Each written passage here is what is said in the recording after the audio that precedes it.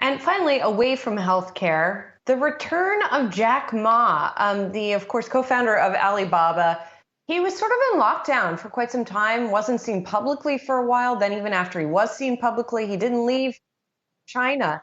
And now he's outside of China. Reportedly, he is in Spain after traveling to Hong Kong. This is according to the South China Morning Post, which is actually owned by Alibaba. And interestingly, this was giving a bigger lift to the shares in the pre-market. But even still, it's up about 1.5% right now, you guys, because Jack Ma is really seen as being intertwined with the company. Perhaps this means that the people are reading it to mean maybe that the intense regulatory scrutiny in China on big tech is now being loosened if Jack Ma is taking a holiday in Spain, Brian Sozzi. Great.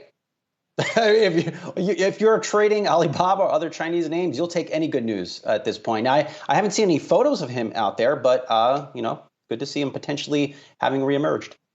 Yeah, and I think just broadly speaking, right, it's probably not a good thing if your stock is swinging this much on the appearance of just a person that's important to the company. It's important to remember he's not even the CEO, right? He hasn't been the CEO in years. In fact, he hasn't even been executive chairman. He was, I think, resigned, 2 years ago as executive chairman. So obviously it just underscores how important he is to the appearance of this company. But, obviously when it comes to relationships with the CCP and just kind of their internal workings through that regulatory environment, maybe he does remain a central figure. But all open questions, I don't know, maybe this just increases the pay, at least for paparazzi who are chasing tech stars around the world. So I guess good for them.